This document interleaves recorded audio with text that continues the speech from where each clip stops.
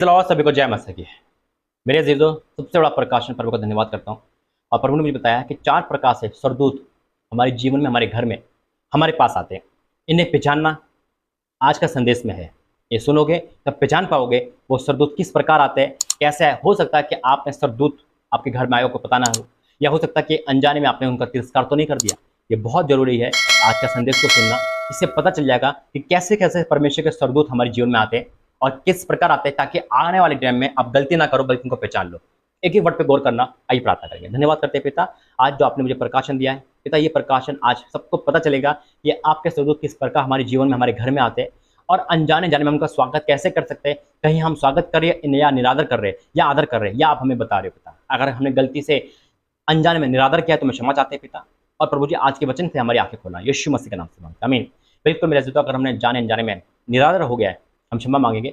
4 प्रकार से परमेश्वर के सरदूत हमारे जीवन में, हमारे घर में आते हैं। इन्हें पहचानना बहुत जरूरी है।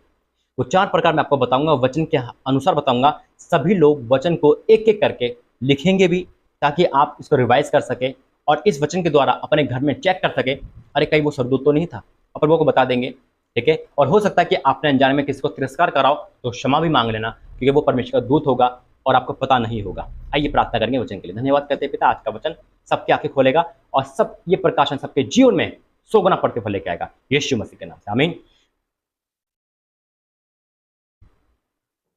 सबसे मेरे जो तो पहला जो पहचान है, पहला सरदूत का आना हुआ है रियल। रियल आना, बिल्कुल हुबहू, कोई इसमें वो नहीं, यानी कि बिल्कुल साफ नाम। कैसे आना, वचन के अकॉर्डिंग समझाऊंगा। पहला वचन निकालेंगे लूका 1 अध्याय, ठीक है, और 11 से पढ़ूंगा। लूका 1 का 11।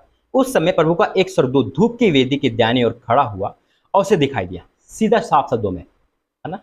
जकरिया देखकर घबरा गया और उस पर बड़ा भय छा गया। परंतु सरदूत ने उससे कहा, हे जकरिया, भयभीत ना हो, क्योंकि तेरी प्रार्थना सुनने गई है, और तेरी पत्नी एलीशिबा से तेरे लिए एक पुत्र उत्पन्न होगा, तू उसका नाम यूहन्ना रखना। ये कोई सपना नहीं, यह बिल्कुल हुबहू आया। इसी प्रकार जब हम पढ़ते हैं लूका 1 का 26 में लिखा है, 6वें महीने में परमेश्वर की ओर से जिब्राइल सरदूत गलील के नासर नगर में एक कुंवारी के पास भेजा गया, जिसकी मंगनी यूसुफ नामक दाऊद के घराने के पास एक पुरुष से हुई थी, और उस कुंवारी का नाम मरियम था। सरदूत ने उसके पास भीतर आकर कहा, आनंद और जय तेरी हो, जिस ईश्वर का अनुग्रह हुआ है वह प्रभु तेरे साथ है।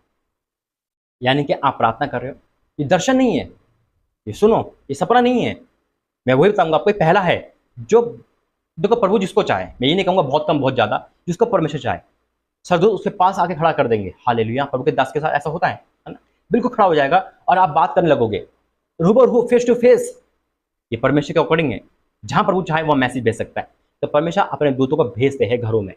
तो पहला है डायरेक्ट आना, इसमें कोई दर्शन नहीं, कोई नहीं, बिल्कुल डायरेक्ट प्रार्थना करते करते, या यानी कि खुली आंखों से उस प्रभु के सरदूत को देखना, ये पहली पहचान है जिसमें हम धोखा नहीं खा सकते। परमेश्वर पहचान लेगा, है ना, प्रभु हमें देगा और उसकी उपस्थिति हमें पता चल जाएगी कि परमेश्वर की ओर से सरदूत है। हालेलुया। क्योंकि प्रभु प्रार्थना का जवाब भेजते हैं। ये पहला है, ठीक है। दूसरा पॉइंट क्या है, सुनो। दूसरा, ये जकरिया को लाइव सरदूत आए, मरियम को लाइव आए, बिल्कुल आमने सामने दर्शन हुए खुली आंखों से।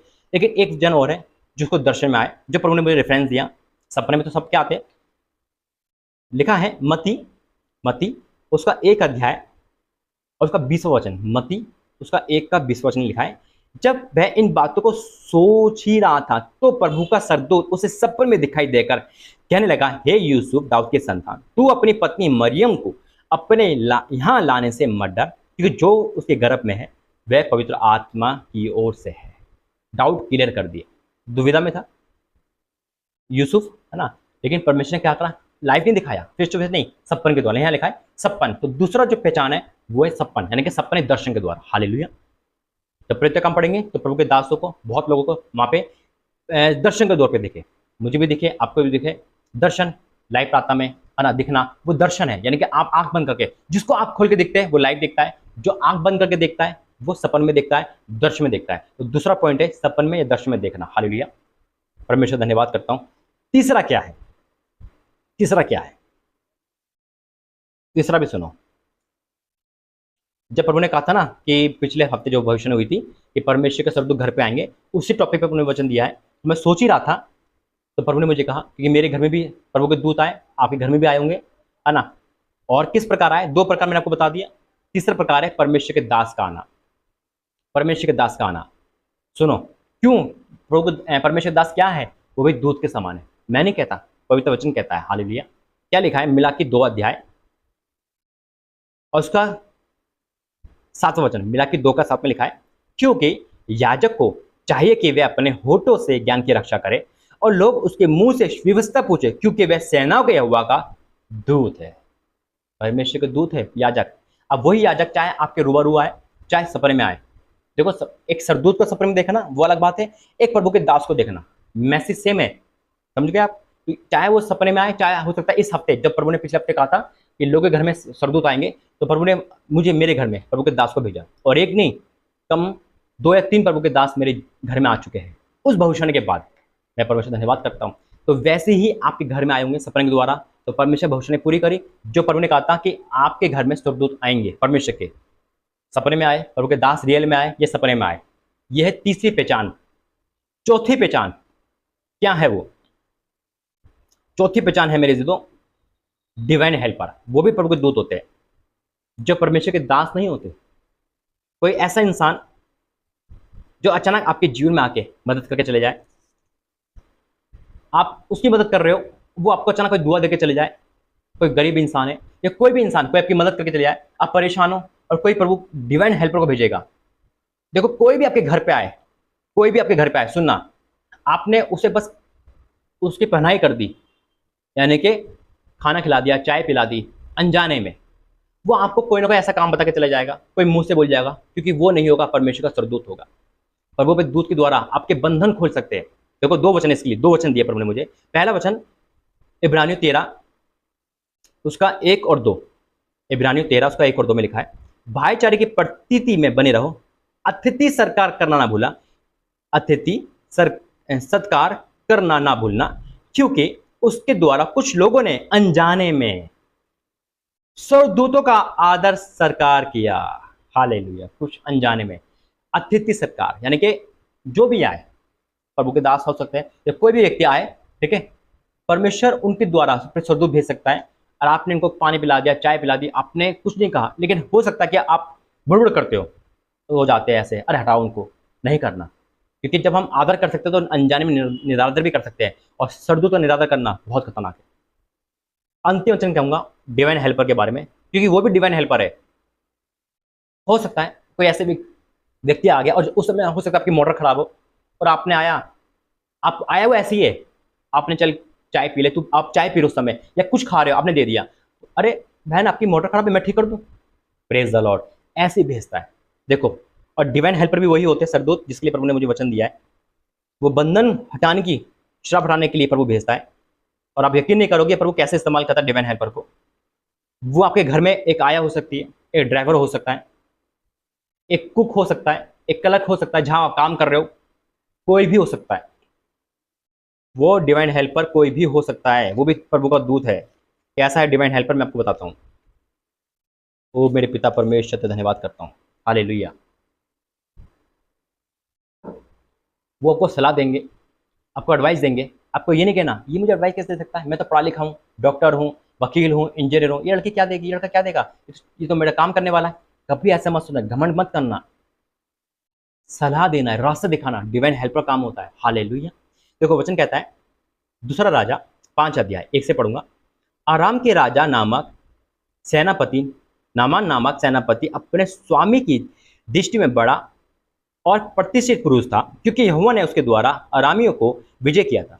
वह शूरवीर था, परंतु कोढ़ी था, दुख था। आज हो सकता है आपके पास पढ़ाई लिखाई पैसा सब कुछ है, दुख है किसी न किसी बात का, हो सकता है संतान ना हो सकता है बीमारी हो सकता है कोई ऐसा काम है जो ठीक ही नहीं हो पा रहा है।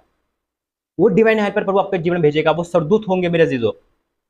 हालेलुया। क्या लिखा है अरामी लोग दल बांधकर इजराइल के देश में जाकर वहां से एक छोटी लड़की बंदी बनाकर ले आए थे। वह नामान की पत्नी की सेवा करती थी। आगे डिवाइन हेल्पर एक लड़की को ले आया। अब वही लड़की उस नमान कोड़ी को चंगाई कारण बनती है। Praise the Lord, hallelujah.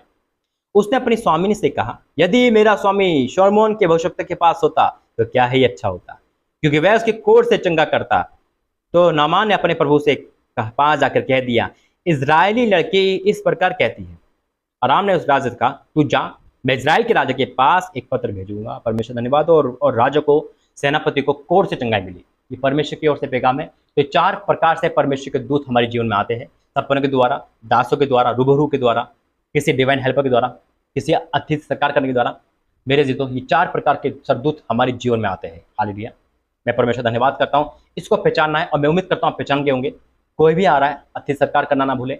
Divine helper हो सकता है वो आपके लिए, आपको आज़ाद कर सकता है। आपके घर में छोटा बड़ा कोई भी हो, कुछ ना जाने, वही आपके उद्धार का कारण बन सकता है। और परमेश्वर दास आना भी दूत के समान है। हालेलुया। तो उम्मीद करता हूँ कि जो भविष्यवाणी पिछले लाइव प्रार्थना में हुई थी आपको याद होगा। तो आप मुझे बताना कि आपके जीवन में कौन कौन से सरदूत आ चुके हैं। हालेलुया। उस भविष्यवाणी के बाद आइए प्रार्थना करें।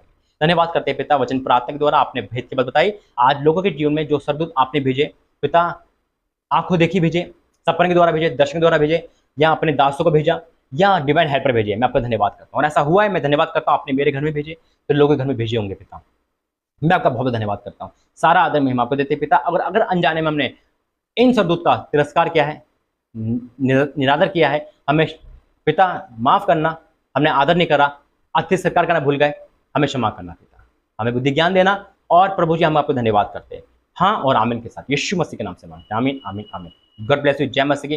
प्रभु ने फिर कहा है कि इस हफ्ते भी आपके घर में परमेश्वर के दूत आएंगे यीशु मसीह के नाम से। आमीन। God bless you. जय मसीह।